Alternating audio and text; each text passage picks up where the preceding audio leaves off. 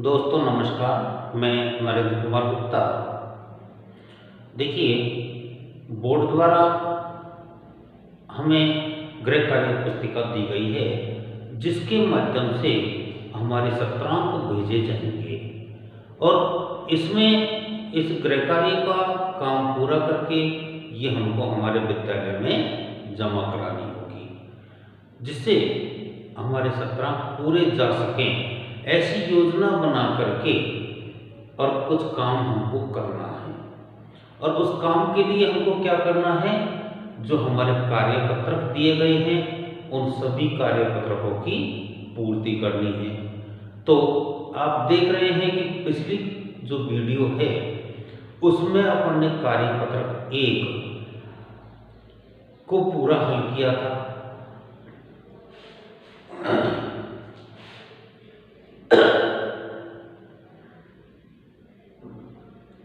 और अब कार्यपत्रक 2 को अपन हल करते हैं। तो देखो, जो कार्यपत्रक 2 है उसका पहला सवाल, उसका जो पहला सवाल है इसमें हमारे पास दे रखा है कि निम्नलिखित में से किसी एक में निकलन विधि से भाग दीजिए। अब हमारे पास 3 सवाल दे रखे हैं और 3 में से ये एक सवाल को हल करवा रहा है। तो देखते हैं, अपन को जो अच्छा लगता है उसको हल करना है, लेकिन मैं यहाँ तीनों ही क्वेश्चन हल करूँगा।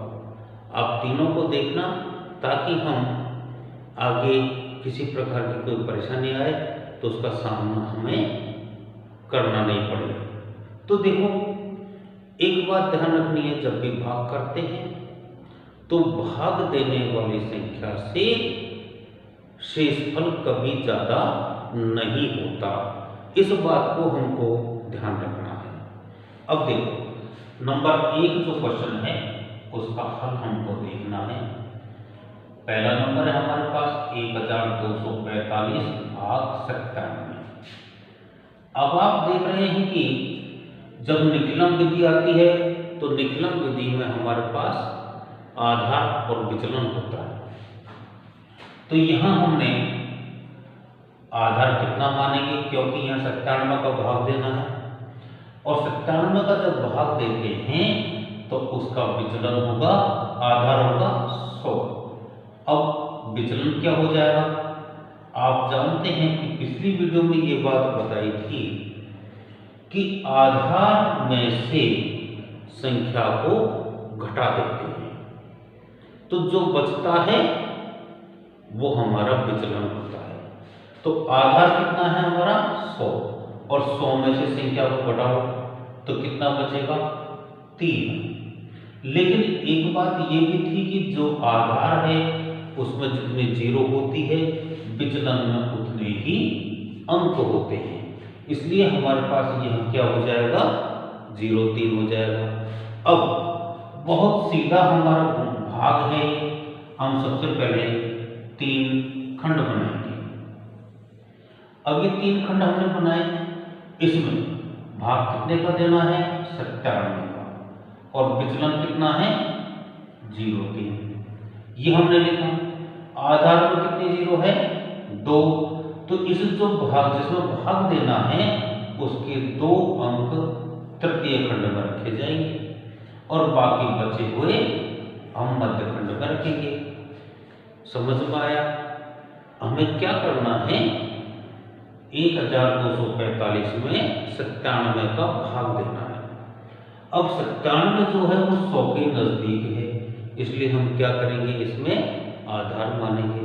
आधार कितना हो गया 100। उसके बाद जब आधार 100 हो गया तो विचलन कितना हो जाएगा, इस 97 को हमने घटा करके विचलन प्राप्त कर लिया। हम इस बात को भी जानते हैं कि विचलन में उतने ही अंक होते हैं जितने आधार में 0 होती है। तो यहाँ 2 0 है तो 2 अंक आ गए। फिर हमें क्या करना था, जो ये संख्या हमारे पास है इस संख्या को व्यवस्थित करना है, इसको जमाना है। तो हमने 3 खंड किए, 97 का भाग देना है, इसलिए हम इसको लिख दिया प्रथम खंड में और इसका विचलन लिख दिया। 2 जीरो है इसलिए इसके 2 अंकों को तृतीय खंड में रख दिया, बाकी बचे हुए सभी अंकों को मध्यखंड में रख देते हैं। जब इतना हमारा सवाल हो जाता है तो उसके बाद किसी प्रकार की कोई परेशानी नहीं आएगी। देखिएगा, इस एक को हमने यहाँ उतार लिया। इसको उतारने के बाद में हम इस एक से इस 0,3 को गुणा करेंगे। तो गुणा करेंगे तो क्या आएगा? देखिए, एक से जब 0,3 को गुणा करेंगे तो 0 और 3 आएगा। तो ये एक तो नीचे उतर गया, इसलिए हमारे पास में हमने क्या किया, संख्याओं को 2 के नीचे से जमाना प्रारंभ किया। अब ये प्लस के हैं इसलिए इसको जोड़ दिया, फिर 2 आ गए और 2 को 0,3 से गुणा करेंगे तो कितना आ जाएगा? 0,6 आ गया। अब इसको जोड़ दीजिएगा, 6 और 5 11, 4 और 4 8। तो देखो, ये जो मध्यखंड है ये हमारा भागफल हो गया और तृतीय खंड का शेषफल हो गया। इतना सीधा हमारा सवाल है, आपकी समझ में आया तो वीडियो को लाइक कर दीजिए और आगे भी हमको देखना है। दूसरा नंबर का जो क्वेश्चन है इसको देखते हैं। जो दूसरे नंबर का क्वेश्चन है इसमें हमारे पास में क्या है, 311 में 8 का भाग देना है। अब 8 का भाग देना है तो 8 किसके नजदीक में है? 10 के नजदीक में। जब ये 10 के नजदीक में तो हमारे पास आधार क्या हो जाएगा? 10। और विचलन क्या हो जाएगा? विचलन हो जाएगा हमारा 2, क्योंकि आधार में से संख्या को घटाएंगे तो 2 बचेगा। अब जब ये हमारे पास हो गया तो हमें क्या करना है? देखो, यहाँ हमारे पास में 3 खंड हो गए, 8 का भाग देना है और विचलन हमारा 2। फिर क्या करेंगे? 1 0 है तो 1 इधर भेजेंगे, बाकी के 31 हमारे पास यहाँ रह जाएंगे। अब क्या करेंगे? पहले अंक को उतारना, तो 3 को हमने उतार लिया और इससे गुणा किया तो 3 दूनी 6। अब क्या करेंगे? इन दोनों को जोड़ेंगे तो 1 और 6 कितना हो गया? 7। अब 7 को 2 से गुणा करेंगे, 7 दूनी 14। अब क्या करना है? इनको जोड़ना है तो 14 और 1 15। अब यहाँ एक समस्या आ रही है। समस्या ये आ रही है कि ये जो 15 है ये शेषफल है, जो किससे ज्यादा है? 8 से ज्यादा है। तो इसका मतलब हो गया हमको 8 का भाग 15 में देना है। तो कितनी बढ़ जाएगा? 1 बार। जो भागफल हमारे पास आएगा उसको हम इसमें जोड़ेंगे और जो गुणा करने पर आएगा उसको घटाएंगे। तो कितना बच गया? 7 और ये हो गया 38। अब क्या हो गया?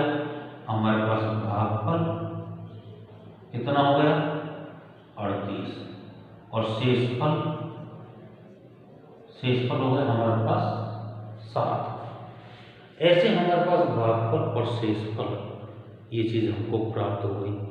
अब एक सवाल हमारे पास और बचा हुआ है, इसको देखो, 1013 भाग 88। अब इस 88 का भाग हमको देना है तो आपने पता है कि सबसे पहले हमको क्या ज्ञात करना है? आधार कितना हो जाएगा? 100 और विचलन हो गया हमारे पास 12। 3 खंड हमको बनाने हैं। बिल्कुल किसी प्रकार की कोई समस्या हमारे सामने नहीं आ रही। अगर हम तरीके से काम करते चलेंगे तो देखिएगा ये 12 और यहाँ कितने आएंगे? 2 अंक, बीच में कितना आ गया? 10। आपकी समझ में आ रहा है? आपकी स्पीड अपने आप बढ़ जाएगी। अगर आप समझते हुए करेंगे स्पीड बढ़ जाएगी। तो देखो, अब क्या करना है? इस 1 को नीचे उतारना, फिर 1 से 12 को गुणा करना, गुणा करके कहाँ रखेंगे? 1 और ये 2। इस 0 में हम 1 जोड़ेंगे तो कितना आ जाएगा? 1। फिर 1 को 12 से गुणा करेंगे तो ये 12 आ गया। अब क्या करना है? इसको जोड़ना, 5 2 और 2 4।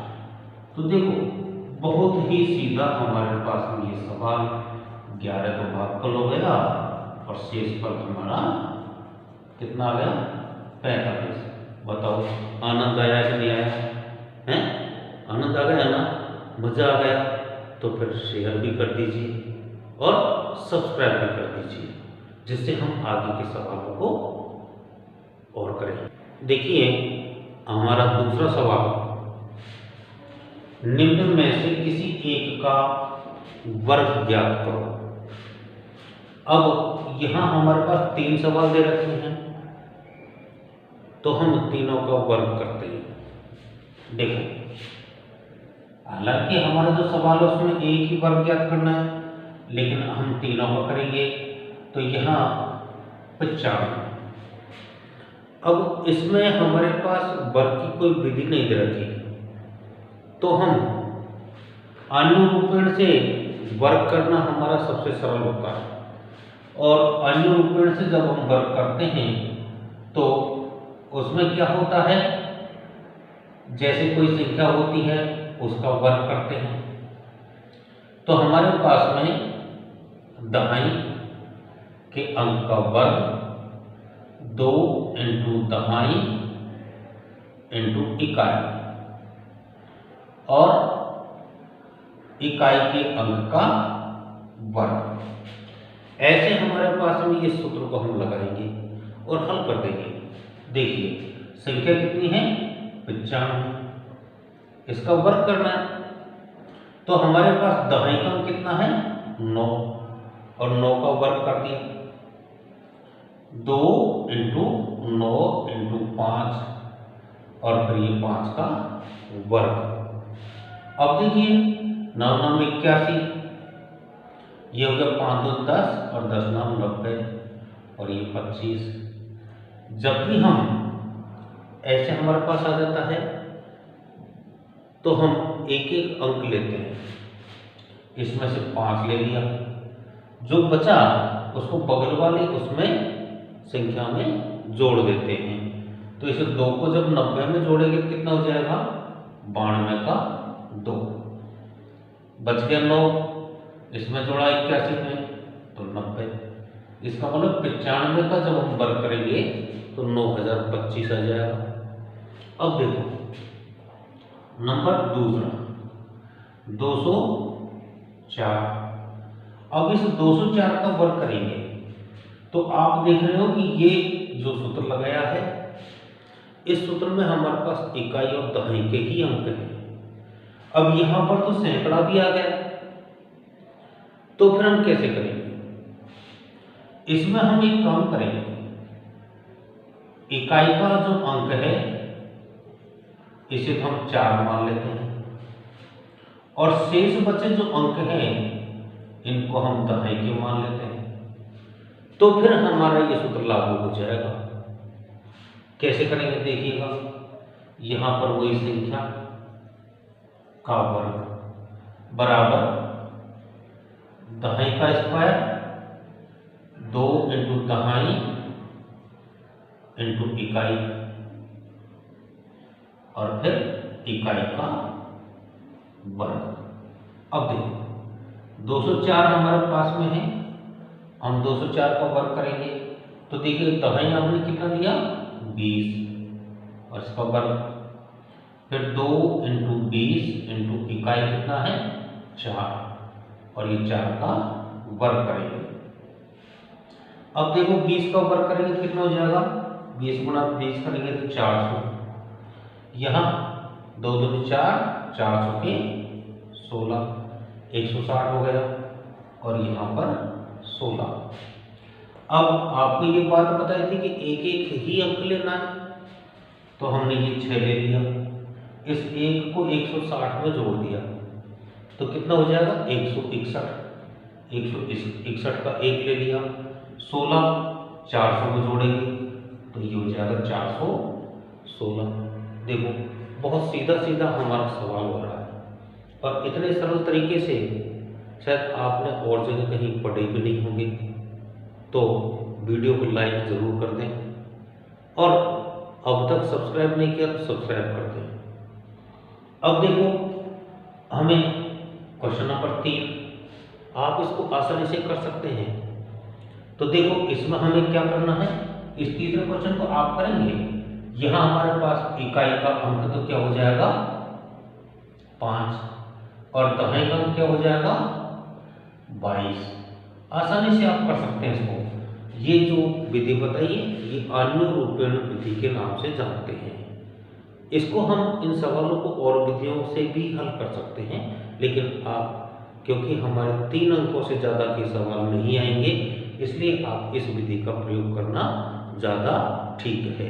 अब देखिएगा हमारा क्वेश्चन नंबर 3। पहला जो क्वेश्चन है इसमें हमने भाग किया, दूसरे में वर्ग किया, और अब जो तीसरे नंबर का क्वेश्चन आ गया इसमें हमने घनफल करना है।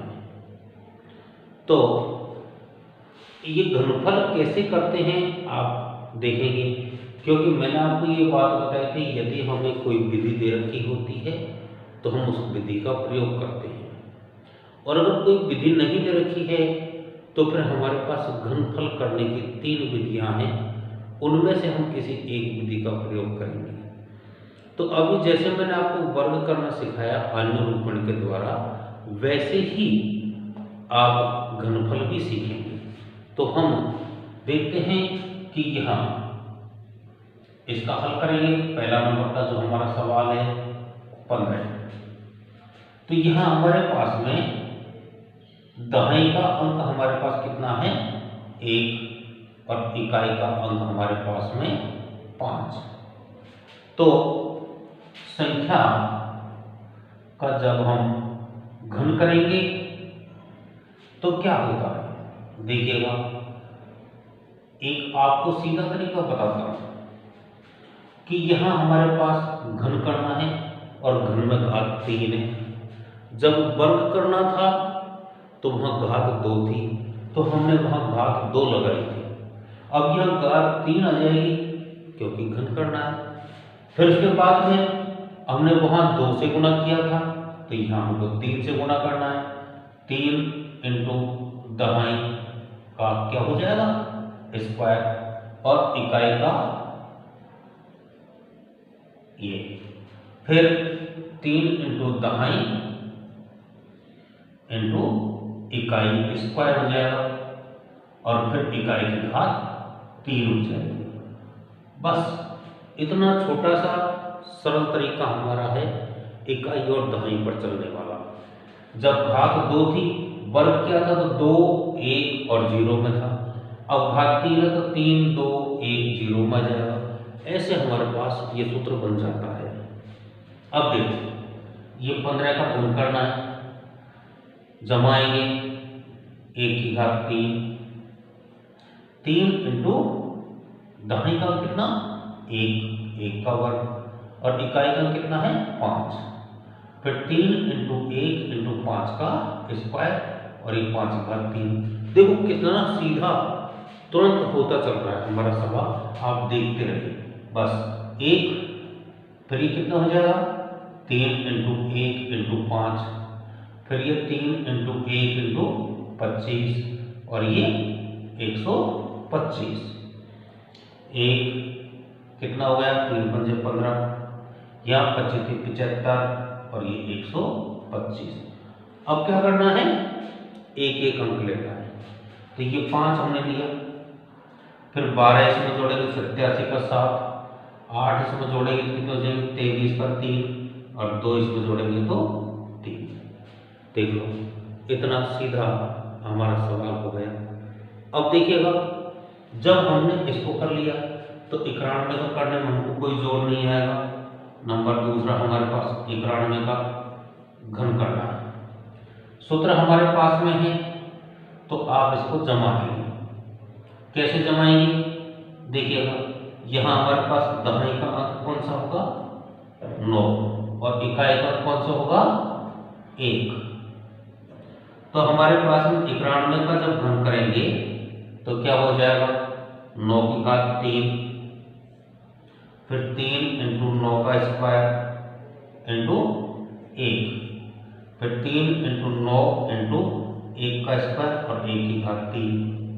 अब देखो 9 गुणा 9 गुणा 9 करेंगे तो 729, इसमें हो गया 81, 3 गुणा 81 इंटू 1, और यह हो गया 3 गुणा 9 गुणा 1 और ये 1।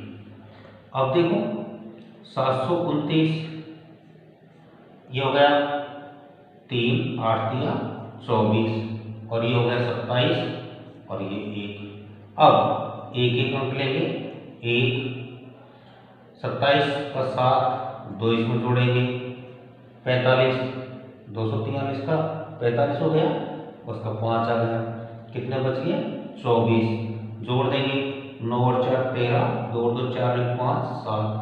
देखो बहुत सीधा हमारा तरीका है और इसमें आपको पता है इकाई का अंक 8 हो जाएगा और दहाई का अंक 20 हो जाएगा और उसके बाद हमको इसी सूत्र का प्रयोग करते हुए आगे हल करना है। अब देखो अगला जो सवाल है उसको देखिएगा, जिससे हमारी ये फटाफट ये पत्रक तैयार होते चले जाएंगे और आप भी आराम से इसको कर सकेंगे। यहाँ ध्वजांक विधि से भाग करना है और आपको ये बात बता देता हूं मैं कि ध्वजांक विधि से हम हर प्रकार के भागों को हल कर सकते हैं, जबकि निखिलम और परावर्त से हल करने के कुछ नियम होते हैं, उन्हीं के द्वारा हल किए जाते हैं। तो हम देखते हैं ध्वजांक विधि से भाग कैसे करते हैं। एक बात और सुनिए कि ध्वजांक विधि से जब भाग करते हैं तो बहुत सारे बालक डर जाते हैं। आपको डरना नहीं है, अंत तक इस वीडियो को देखना है कि हम इन सवालों को कैसे हल करते हैं, कितना सरल है। देखिए पहला नंबर का जो सवाल है ये आपको मैं बता रहा हूं, 45 32 भाग 112। सबसे पहले हम क्या करते हैं, यहां ऐसे 3 खंड बनाते हैं। अब 3 खंड बना दिया तो हमें भाग किसका देना है 112 का।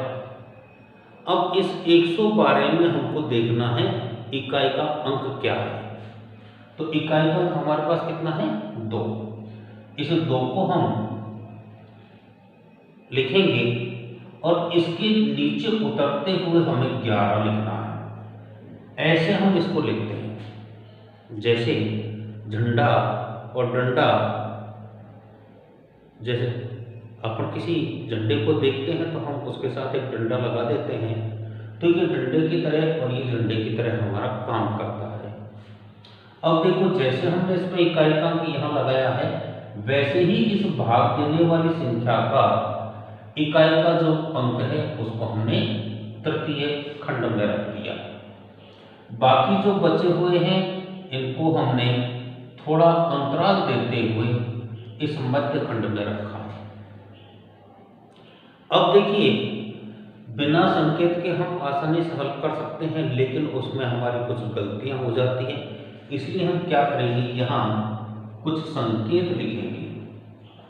देखिए पहला नंबर का यहाँ हमने क्या किया है, ध्वजांक हमारे पास कितना है 2 और दूसरा जो है उसे बोलते हैं हम मुख्यांक।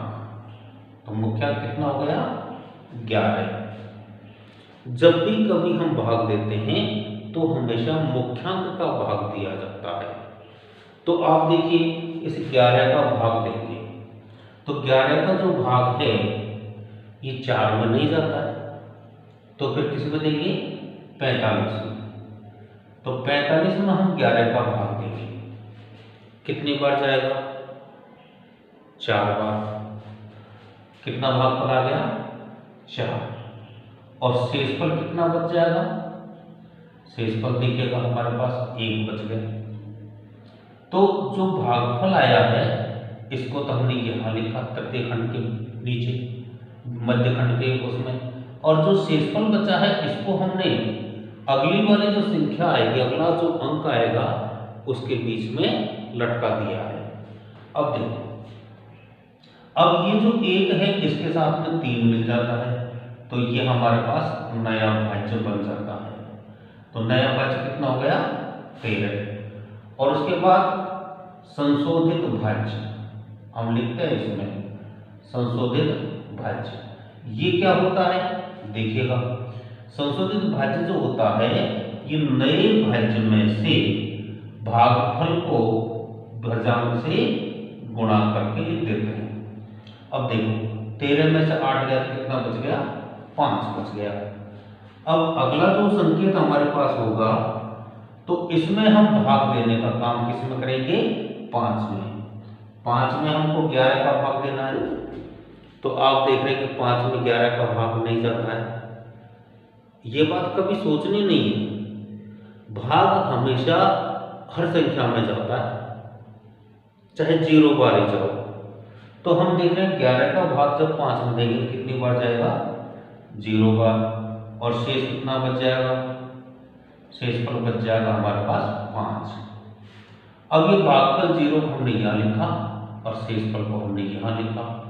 अब देखो नया भाज्य हमारे पास कितना हो गया, नया भाज्य हो गया 52, और संशोधित भाज्य कितना हो गया, देखो संशोधित भाज्य हो गया हमारे पास 52 माइनस 0 इंटू 2 बराबर 52। तो ये जो 52 बचा है इसको हमने तृतीय खंड का ऐसे से लिख दिया। अब जो मध्य खंड का जो भाग है इसे हम भागफल कहते हैं, और जो अंतिम खंड का है उसे हम शेषफल कहते हैं। और अब जब शेषफल और भागफल दोनों चीज आ गई तो हमारा सवाल पूरा हो गया। ऐसे देखो कितना सीधा हमारा सवाल है। अब आप इसका जो नंबर 2 है इसको भी देखते हैं हम। ये जो सवाल है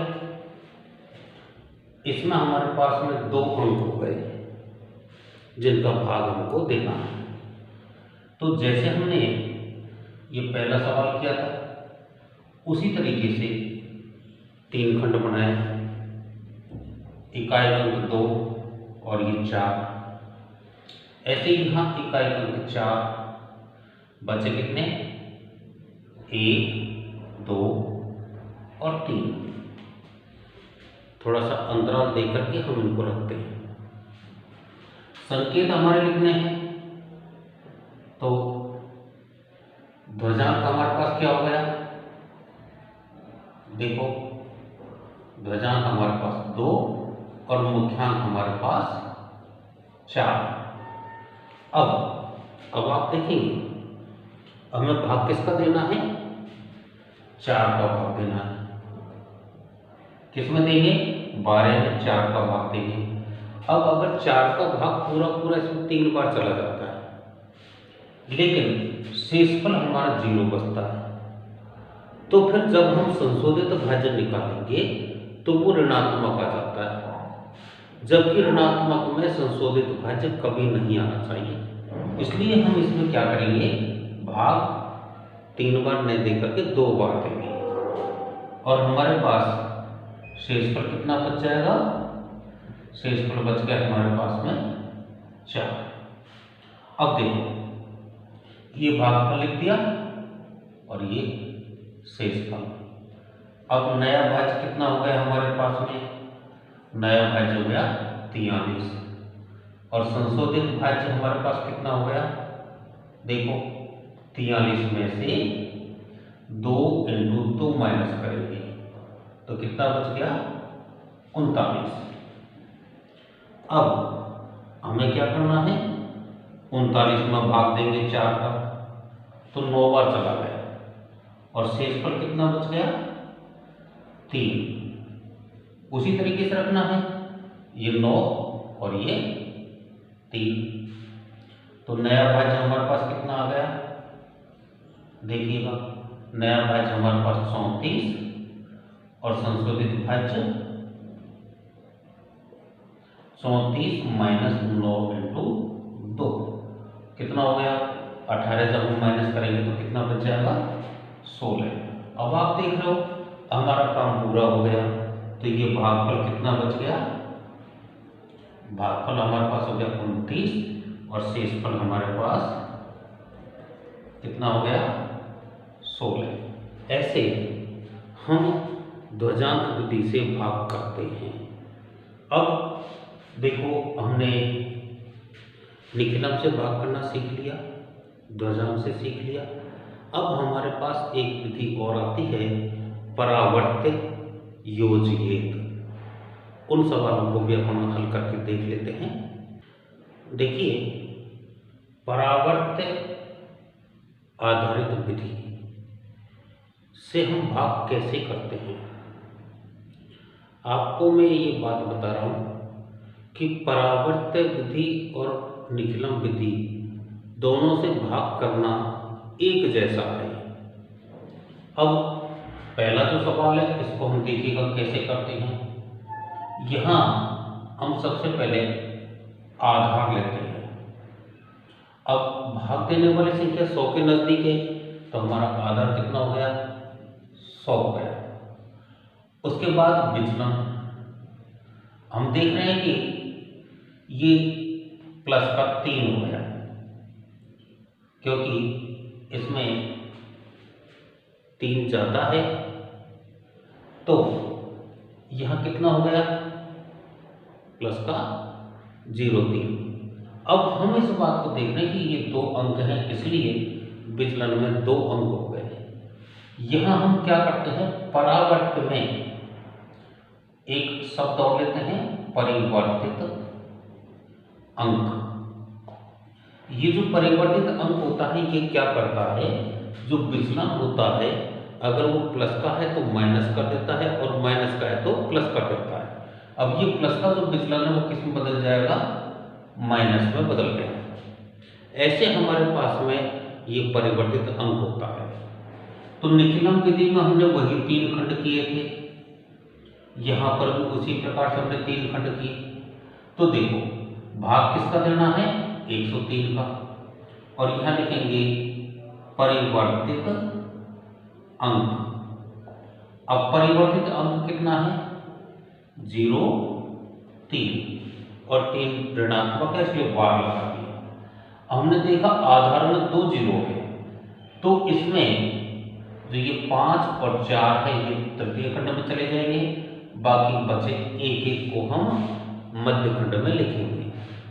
अब देखो, पहला इस 1 को उतार लिया, इस 1 से हमने इसको गुणा किया, तो हमारे पास कितना आ जाएगा, 0, और ये 3। ये 3 माइनस का है, तो हमने इसके लिए माइनस लगा दिया। फिर देखो, 1 में 0 जोड़ेंगे तो 1, फिर गुणा करेंगे हम, तो ये 0 और 3। अब देखो, घटाएंगे, 4 में से 3 गया 1, और 5 में से ये 2। इतना सीधा हमारे सवाल, ये भागफल हो गया 11, और शेषफल कितना हो गया, 21। जैसे हमने इसको किया है, वैसे अब एक सवाल और करते हैं। देखिएगा, नंबर दूसरा सवाल। यहां हमारे पास में आधार कितना हो जाएगा, क्योंकि ये 113 है, तो इसमें भी आधार हमारे पास 100 हो गया, और विचलन कितना हो जाएगा, प्लस के 13, और परिवर्तित अंक कितना हो जाएगा, देखो, परिवर्तित अंक हो गया हमारे पास माइनस का 1 और माइनस का 3, दोनों चीज आ गई। हमें क्या करना है, 3 खंड बनाने हैं, और 3 खंड में देख रहे हैं कि यहाँ पर कितना, 13 तो हमने बीच में लिखेंगे, और ये 5 और 8 हम तृतीय खंड में। भाग किसका देना है, 113 का, और परिवर्तित अंक को हमको यहाँ लिखना है। तो ये कितना हो गया, देखिएगा, परिवर्तित अंक है माइनस का 1 और माइनस का 3। अब क्या करेंगे, सबसे पहले हमको ये 1 नीचे उतारना है, और 1 से इस माइनस के 13 को गुणा करना है। फिर आगे वही प्रक्रिया हमारे पास, 3 में से 1 गया तो 2, इसको गुणा करेंगे, ये 2 और माइनस का 6। अब क्या करना है, देखिएगा, 2 और ये 0। तो हमारे पास भागफल तो हो गया 12, और शेषफल कितना हो गया, शेषफल हो गया 0, 2। ऐसे आपने इन सवालों को देखा, इनमें मैंने 2-2 हल मैंने किए हैं, एक हल आपके लिए छोड़ा गया है, और आपने इस पत्रक को, जो हमारा कार्यपत्रक सेकंड है, उसको पूरा हल कर लिया। इसलिए अब अगला जो पत्रक है वो हम अगले वीडियो में देख पाएंगे। और तब तक के लिए आप सभी को बहुत बहुत धन्यवाद। देखते रहें वीडियो।